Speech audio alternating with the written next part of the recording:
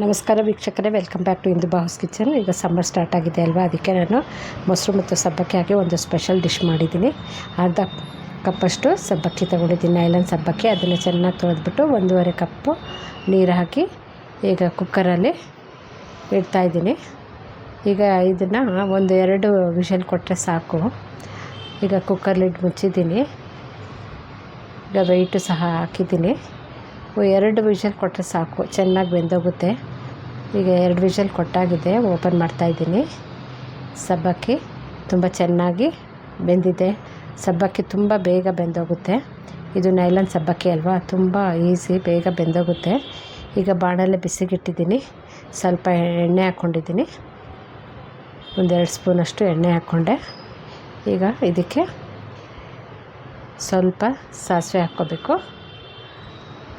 ಸಾಸಿವೆ ಚಟಪಟ ಅಂದ ತಕ್ಷಣ ನಾನು ಕಟ್ ಮಾಡ್ಕೊಂಡಿದ್ದೀನಲ್ಲ ಕರಿಬೇವು ಮತ್ತು ಒಂದು ಹಸಿಮೆಣಸಿನ್ಕಾಯಿ, ಅದು ಹಾಕ್ಕೊಂಡು ಚೆನ್ನಾಗಿ ಬಾಡಿಸ್ಕೊಂಡೆ.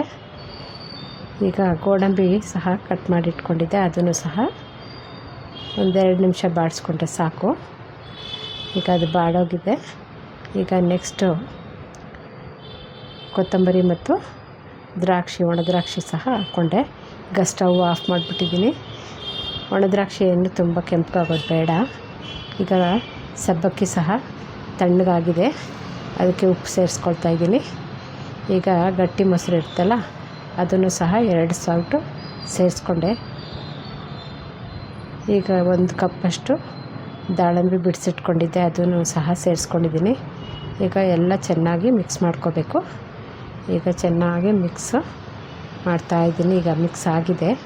ಈಗ ನಾವು ಒಗ್ಗರಣೆಗೆ ಹಾಕಿಟ್ಟಿದ್ವಲ್ಲ, ಅದನ್ನೆಲ್ಲ ಈಗ ಸೇರಿಸ್ಕೋಬೇಕು ಒಗ್ಗರಣೆನ ಇದಕ್ಕೆ. ಈಗ ಇದನ್ನು ಮತ್ತೆ ಮಿಕ್ಸ್ ಮಾಡ್ಕೋಬೇಕು. ಮಿಕ್ಸ್ ಮಾಡ್ಕೊಂಡಿದ್ದಾಗಿದೆ. ಈಗ ರೆಡಿಯಾಗಿದೆ ಸಮ್ಮರ್ ಸ್ಪೆಷಲ್ ಡಿಶ್. ಧನ್ಯವಾದಗಳು.